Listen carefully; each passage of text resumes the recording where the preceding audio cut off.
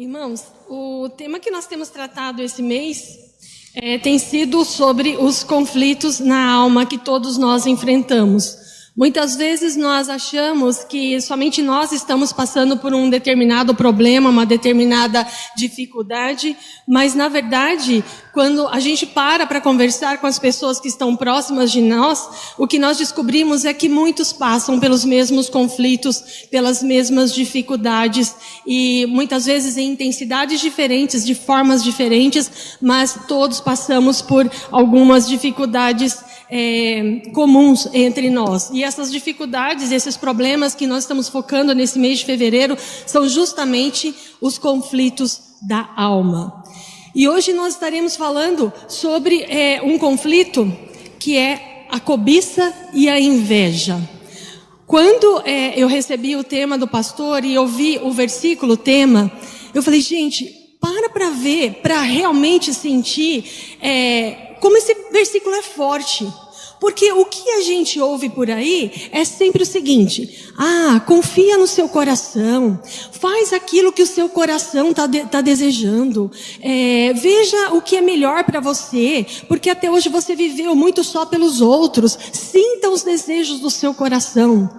Aí você vai ler lá em Jeremias o que a palavra diz: enganoso é o coração. Irmãos, não sou eu que estou falando, é a palavra de Deus. O coração é enganoso, mais que todas as coisas. E ele é perverso.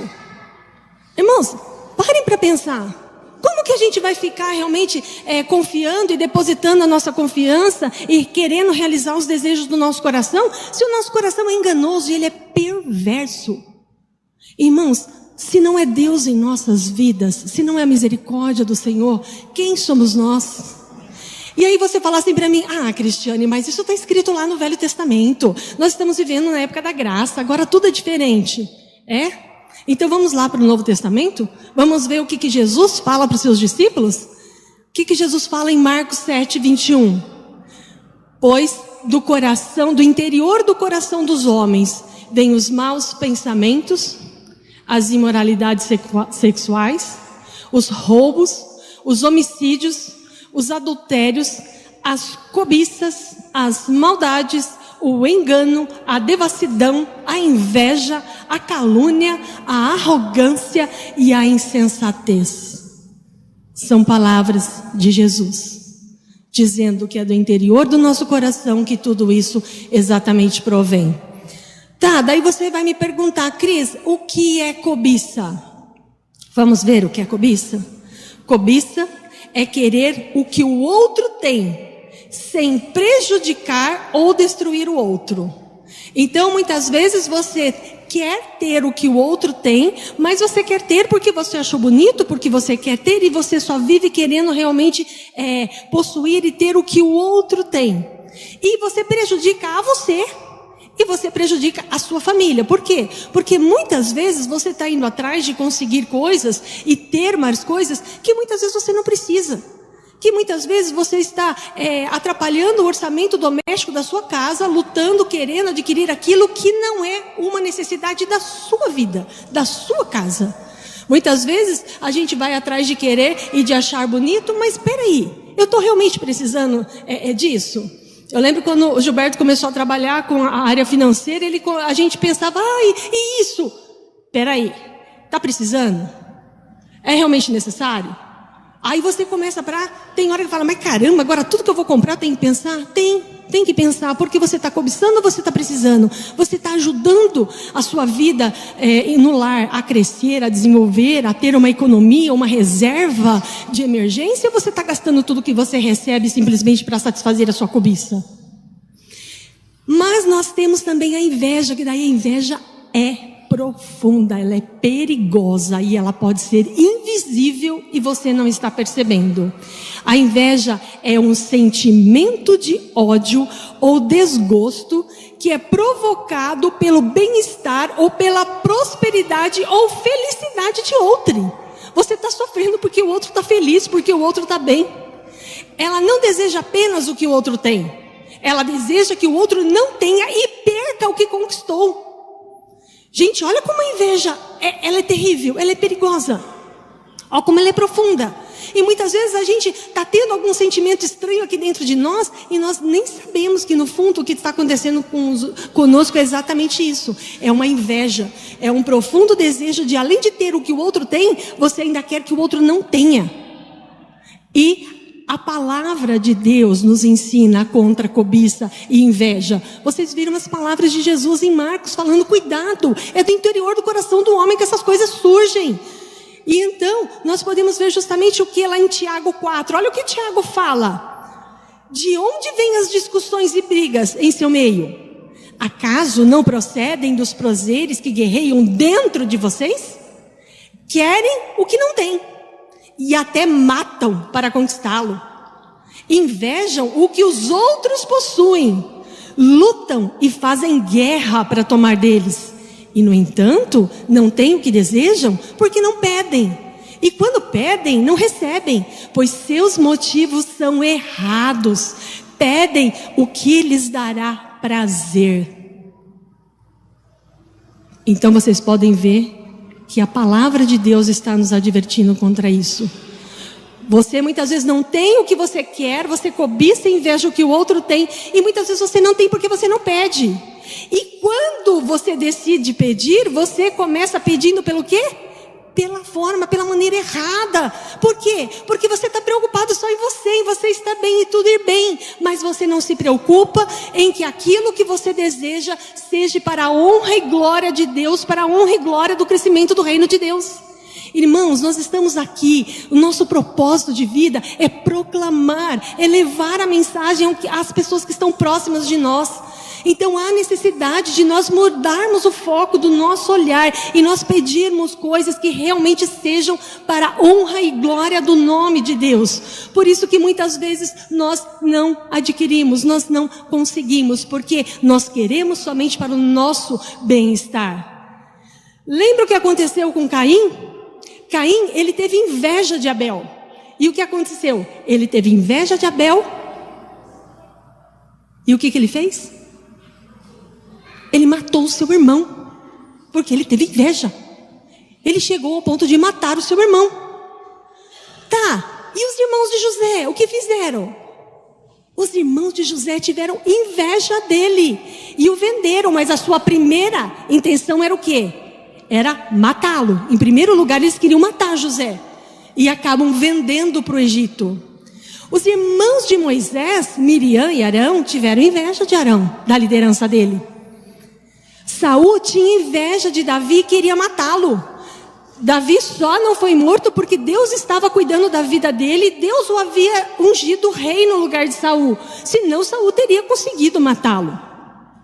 Davi cobiçou Batseba, o que levou ele a 2 pecados terríveis: adultério e homicídio de Urias. Os principais dos sacerdotes entregaram Jesus por inveja. Então a Bíblia não esconde de nós muitas histórias que nos mostram o transcorrer de uma inveja, de uma cobiça e de uma inveja. E quando nós paramos para pensar no mundo de hoje, nós estamos deparando no quê? O que a Bíblia fala sobre nós não cobiçarmos? Hoje em dia, na palma de nossas mãos, o que nós temos justamente é um celular.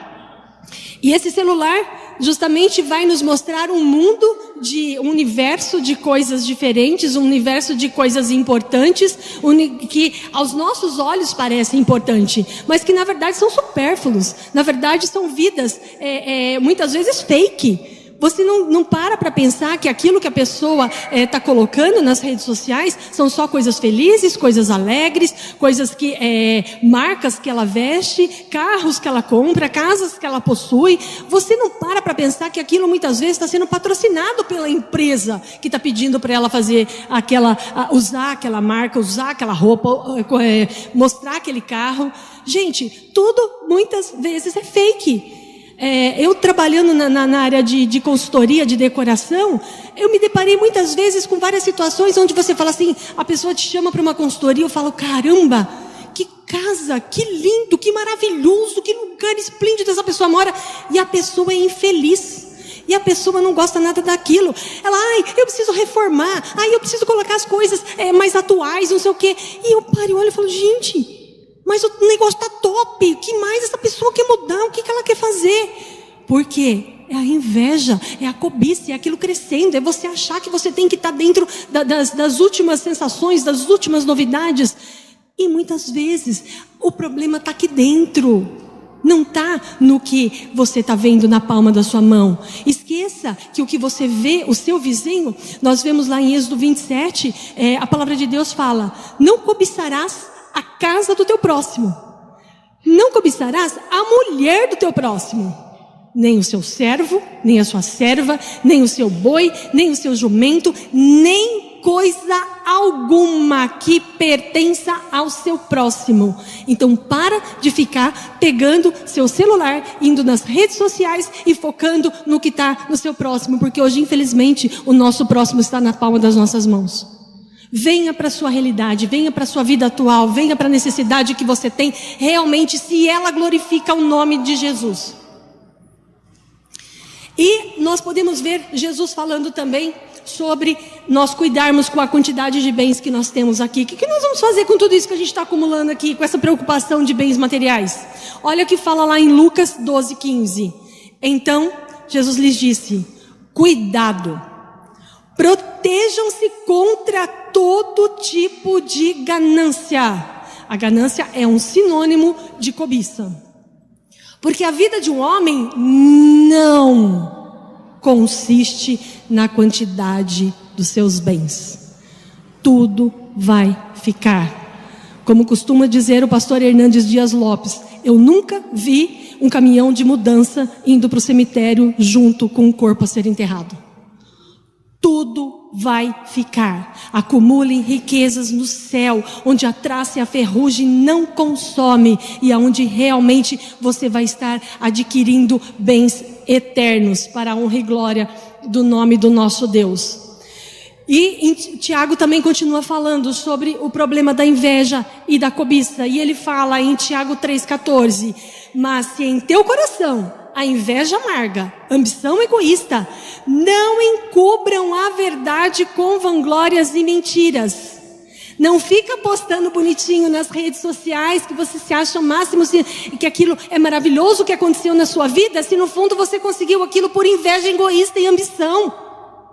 Prestem atenção, a Bíblia está falando, se o seu coração não pode ter inveja amarga e ambição egoísta, e você não pode ficar encobrindo isso com falsas verdades, encobrindo com vanglórias e mentiras, porque essas coisas não são a espécie de sabedoria que vem do alto, antes são terrenas, olha o que a palavra fala, mundanas e demoníacas.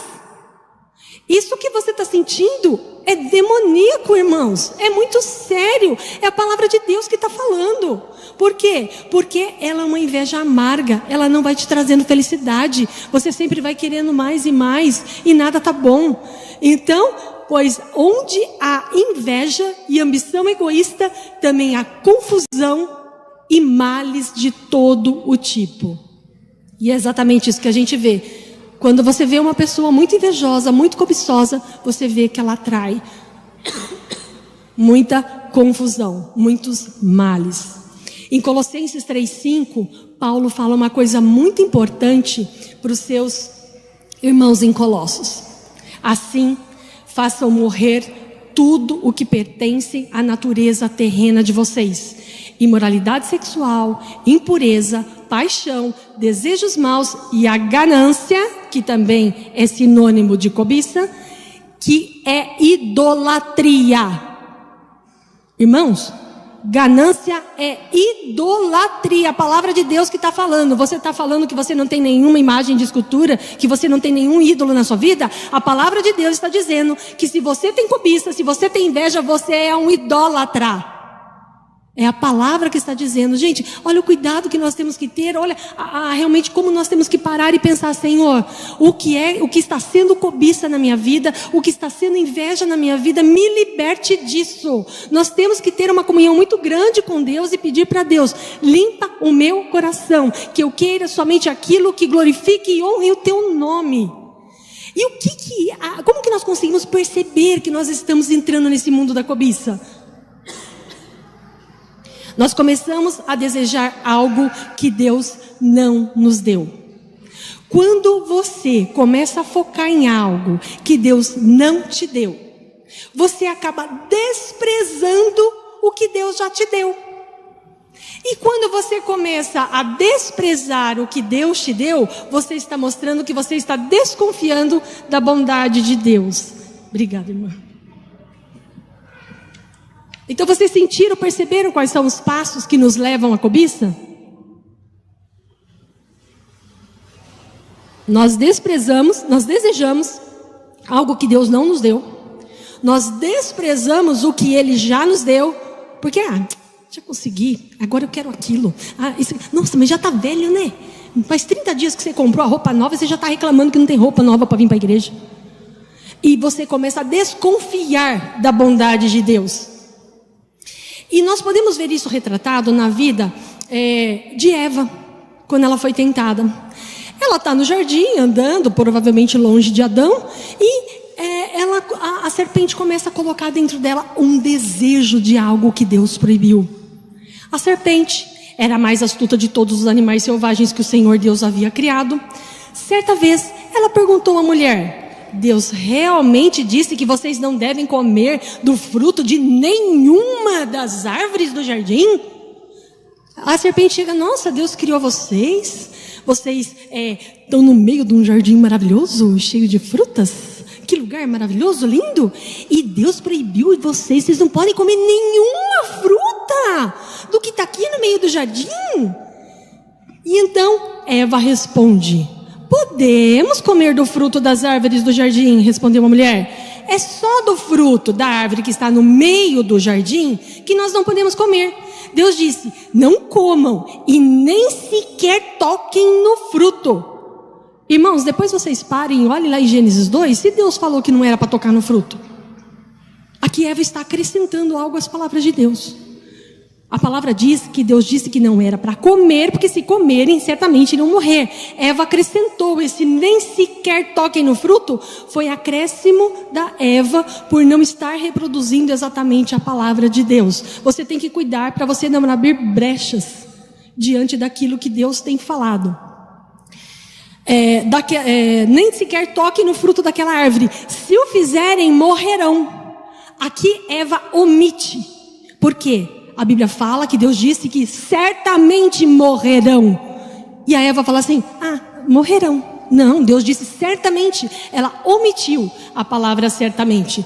São passos que vão levando ela justamente a estar indo longe daquilo que Deus havia falado. Mas a Eva desprezou uma coisa muito importante, irmãos. Porque ela fala dessa árvore que está no meio do jardim, se referindo à árvore da ciência do bem e do mal. Só que lá em Gênesis 2:8 nos diz que no meio do jardim colocou a árvore da vida e a árvore do conhecimento do bem e do mal. Será que se a Eva, na hora que ela fosse para poder pegar o fruto da árvore do conhecimento do bem e do mal, visse a árvore da vida e ela falasse: não, peraí, aqui não pode, é aqui que eu tenho que ir, será que a nossa história hoje não seria outra? Então, no meio do jardim haviam duas árvores e Eva desprezou a árvore da vida. E ela desconfiou da vontade de Deus. Sabe como que ela desconfiou da vontade de Deus? Porque a mulher viu que a árvore era linda. Ela encheu os olhos. E o seu fruto parecia delicioso, agradável, parecia que ia ser apetitoso, doce, saboroso. E ela desejou. Que aí entra a soberba da vida, o poder, você querer ter mais conhecimento, ser mais sábio, ter mais likes. A sabedoria que lhe daria, assim tomou do fruto e o comeu. Aqui está justamente os passos que nós temos que cuidar para o momento que nós estamos quase caindo em pecado. Porque o pecado vai te trazer alegria aos olhos, você vai achar aquilo bonito, é o que os teólogos chamam de concupiscência dos olhos. Você vai ver que ela deve ser agradável ao seu paladar, para você, e você vai sentir que isso lhe dará poder, a soberba da vida. Você vai ser mais reconhecido em todos os lugares. Esses são os passos que nós temos que cuidar para que nós não estejamos caindo dentro de de um pecado que vai nos arrastar para distante de Deus. E prestem atenção que em 1 João, o discípulo amado de Jesus, também nos alerta quanto a esses três passos que nos levam para longe de Deus, que nos levam a pecar. Não amem o mundo, nem o que nele há. Se alguém ama o mundo, o amor do Pai não está nele. Pois tudo o que há no mundo, a cobiça da carne, a cobiça dos olhos, a ostentação de bens, não provém do Pai, mas do mundo. O mundo e a sua cobiça passam, mas aquele que faz a vontade de Deus permanece para sempre. Quer fazer a vontade de Deus? Tire seus olhos do mundo e foque seus olhos nas coisas do reino, naquilo que realmente Deus quer que você foque. Deus nos criou com o propósito de aprendermos mais dele, de sermos seus servos, de anunciarmos Jesus através de nossas vidas. Sabe qual é o problema da cobiça e da inveja? Ela é uma insatisfação crônica. Quando você conseguir aquilo que você tanto desejou, não, agora eu vou ser feliz, meu carro novo, cheirinho de novo dentro da garagem e tal. Daqui a pouco você vai ver que seu vizinho trocou de carro, você fala assim, nossa, mas já trocou de carro? Aí você nem terminou de pagar o seu, você já está sonhando com o carro que o vizinho trocou. A cobiça é assim, ela é uma insatisfação crônica. Nós acabamos colocando todo o nosso esforço, foco, dinheiro, tempo para conseguir aquilo que Deus não nos deu. E em contrapartida, nós deixamos de ser bons mordomos daquilo que Deus já nos deu. Você para de cuidar daquilo que Deus te deu, porque você está focando em algo mais que você quer, e mais que você quer, e você esquece daquilo que Deus já te deu, e você tem que zelar, você tem que ser bom mordomo, você tem que cuidar da casa que Deus te deu, você tem que cuidar da roupa que Deus te deu, você tem que cuidar do carro que Deus te deu. Zele do que você tem, do que já está nas suas mãos, para então você querer mais. Muitas pessoas, elas gastam um dinheiro que não tem, para comprar coisas que não precisam, para impressionar pessoas que não gostam. Simples assim. Então nós temos que ter esse cuidado muito grande. E eu lembro em janeiro, quando nós tivemos aqui o estudo sobre a telerelice e a videira, o pastor Patrick falou algo que gravou muito na minha mente sobre a parábola dos talentos. O Senhor chega para um servo e ele dá 5 talentos. Para outro ele dá 3 e para outro ele dá 1. Aí você vai falar assim para mim, nossa, mas que acepção de pessoas, né? E o Patrick falou uma coisa que pregou muito em mim. Ele falou assim, irmãos, Deus dá para cada um aquilo que a pessoa tem condições de administrar. Falei, caramba, nunca tinha pensado nisso. Não é que ele agiu diferente com cada um, é que ele sabia que o que ele tinha dado 5 ia conseguir trabalhar com aqueles 5 talentos. O que ele deu 3 ia conseguir trabalhar com aqueles 3 talentos. E aquele que ele deu 1, ele falou assim, vamos ver se ele cresce, né? Vamos ver se ele melhora, né? Não, ele pega em terra. Então, nós temos que parar de olhar para o nosso próximo e nós temos que entender que Deus não faz distinção entre seus filhos, mas Ele faz distinção de atitudes. Quando você parar e você começar a saber zelar e cuidar daquilo que Deus já te deu, então Deus vai podendo te abençoando com mais. Ele dá quantias diferentes de acordo com a capacidade que você adquire de administrar o que Ele já te deu. Seja um bom mordomo do que você tem. E se o que você deseja, você pedir, e for para a honra e glória do nome do Senhor, Deus te dará. Pode acreditar.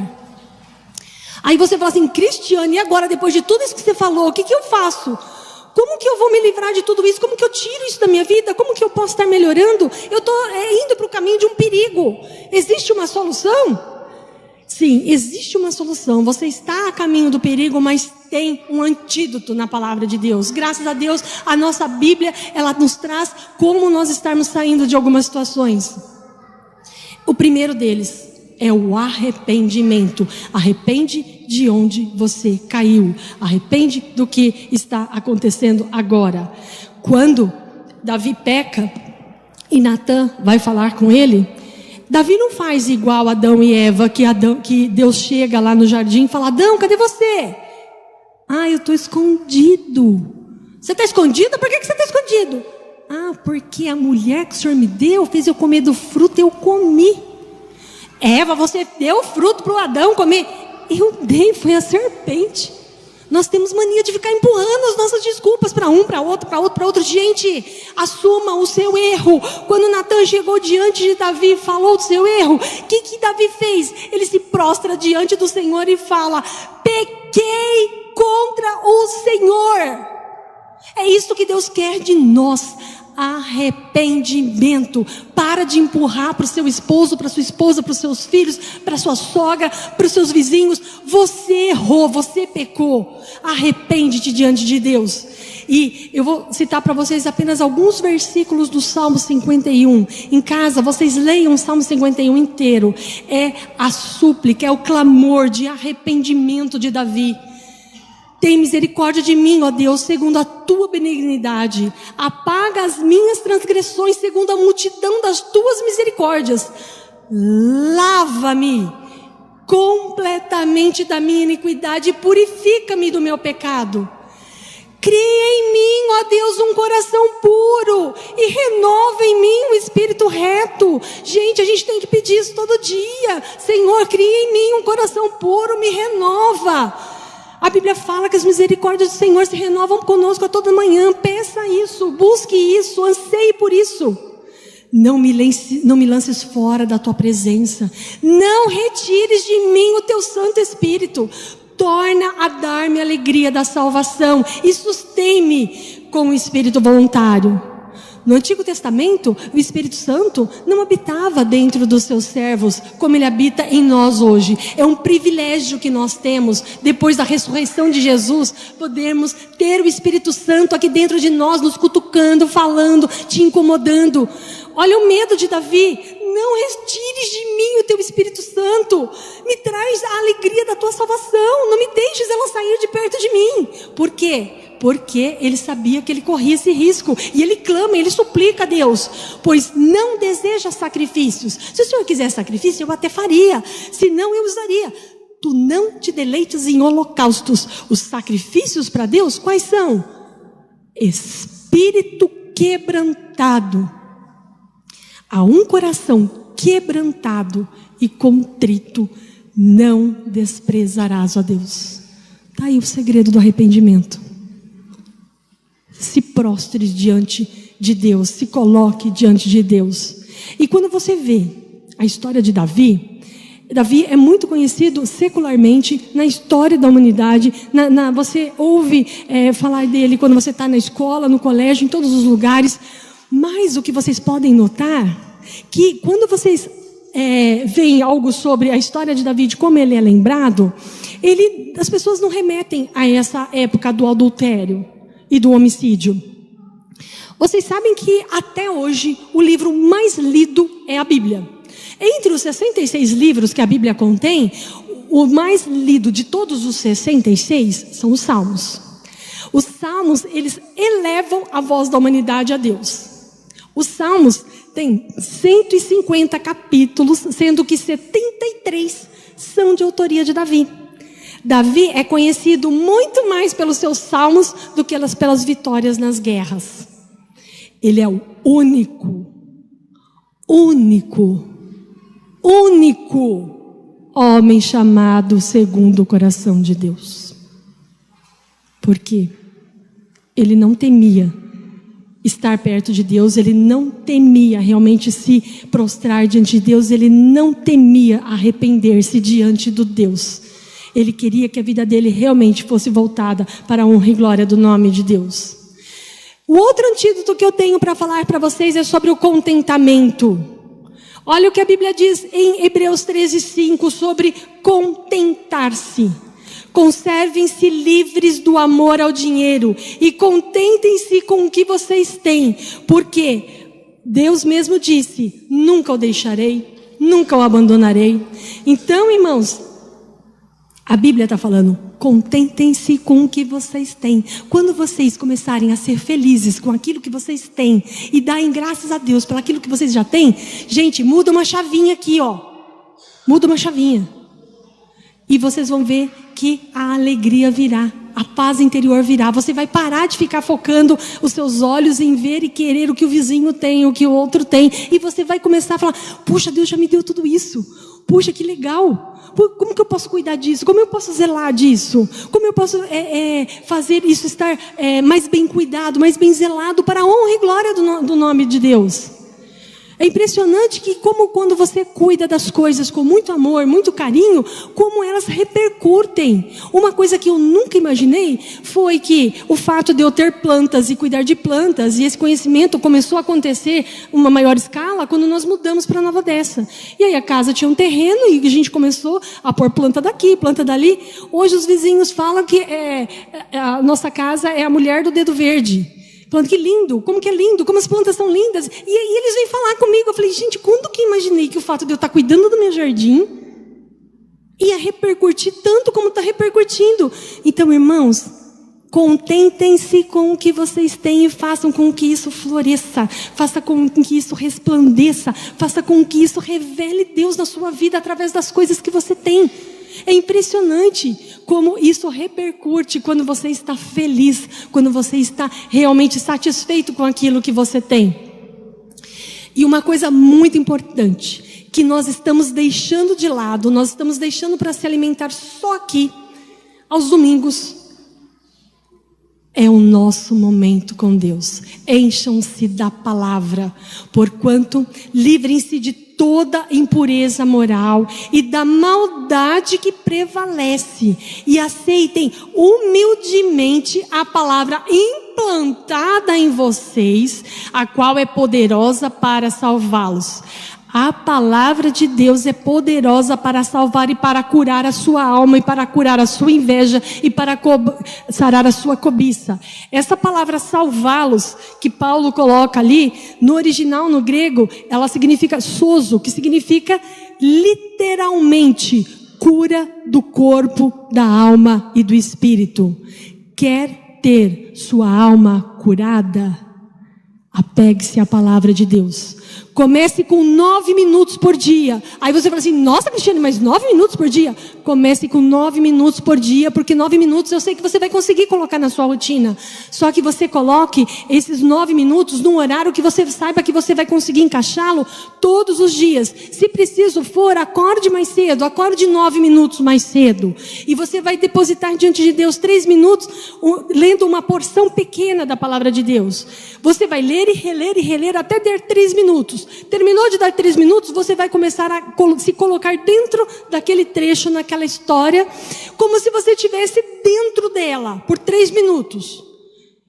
Depois você vai orar 3 minutos diante daquilo que você leu, daquela porção que você leu, que você meditou, que você tentou se colocar dentro da história. E então você vai seguir o seu dia, e aquilo vai ficar na sua cabeça, toda hora voltando. Você vai ver que daqui a pouco, opa, eram 9 minutos que eu tinha separado para meu tempo com Deus, agora esses 9 minutos já está virando 10, eu quero mais, eu quero 20, e conforme Deus vai sentindo que você tem o desejo de aumentar o seu tempo com Deus, de conhecê-lo, de se aprofundar em conhecê-lo, Ele vai estar abrindo seus olhos para verdades ocultas que há na palavra, e que Ele não dá para todos conhecerem, porque nem todos nós queremos realmente saber e conhecer, nem todos nós temos depositado realmente tempo aos pés de Jesus para poder aprender. Salmo 19:7 também fala que a palavra de Deus é perfeita e restaura a alma. Ela vai curar a sua alma, corpo e espírito, e vai te restaurar. E não esqueçam, irmãos, era uma coisa que eu tenho martelado muito na minha vida: sejam gratos. Há inúmeras médicos falando sobre a gratidão, a importância da gratidão. Não andem ansiosos por coisa alguma, mas em tudo, pela oração e súplicas, e com ação de graças, apresentem seus pedidos a Deus. Então, irmãos, você vai orar diante de Deus, você tem um problema, você tem um pedido, ore. Suplique, chore diante de Deus: Senhor, olha a minha situação, mas ore, suplique com o que, irmãos? Ação de graças. Ação de graças. Lembre-se da gratidão.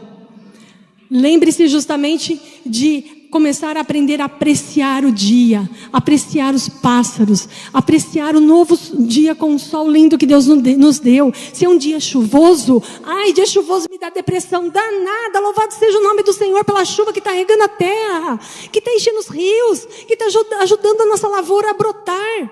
Sejam gratos diante de qualquer coisa que vocês estejam fazendo. Há exatamente um mês atrás, no dia 21 de janeiro, quando estávamos celebrando a ceia do Senhor, o grupo Louvor cantou aqui uma música que tocou muito a minha vida. Ao terminar, eu perguntei para a Valquíria, eu falei, Valquíria, onde que vocês acharam? Quem é que canta? E eu estou colocando todo dia esse louvor na minha vida para tocar, para eu aprender a ser grata. Outro dia o Gilberto chegou em casa, o som estava no último, com o aspirador ligado, e eu cantando, eu falei, meu Deus, eu vou ficar surdo. Mas faça isso para você aprender a ser grato. O que fazer, meu Deus, por todo o bem que o Senhor já nos tem feito, e a graça que nos tem alcançado, bem sei, eu não mereci. O que escolher? Viver ou reclamar insistente? Hoje é um novo presente, eu vou reconhecer tão grande amor, o seu grande amor. Agradeço pela vida, a equipe de louvor pode estar vindo. Agradeço pela vida, agradeço pelo sol, pelo novo dia que brilha, pela mesa, o partir do pão, a comunhão. Eu agradeço. Pelo dia lindo que o Senhor fez, eu agradeço. Pelo céu estrelado que nos traz a paz, eu agradeço. Pela mão que se estende para fazer o bem, eu agradeço. E por todo o bem que o Senhor já nos fez, eu agradeço. Cante, louve do fundo do seu coração. Agradeça a Deus, porque é um Deus que cuida de nós, que quer nos curar, que quer nos salvar. A sua palavra está aqui pronta para curar a sua alma de todos esses sofrimentos que têm sido expostos aqui durante esse mês. Mas para você se apropriar dela, você tem que ler, ter comunhão com Deus. Senhor, eu te louvo e te agradeço. Te louvo e te agradeço porque o Senhor Deus é um Deus que cuida de nós, é um Deus que nos desampara, mesmo que muitas vezes nós estejamos tão longe dos teus caminhos, tão longe do teu querer, tão longe daquilo que o Senhor realmente fez e criou para nos estar cuidando de nós. Mas eu te louvo, meu Deus, porque o Senhor nos chama, o Senhor nos alerta, o Senhor nos manda mensagens através de amigos, de pessoas próximas e da tua palavra. Volte, arrepende-te, encha da minha palavra e seja grato. No nome de Jesus. Amém.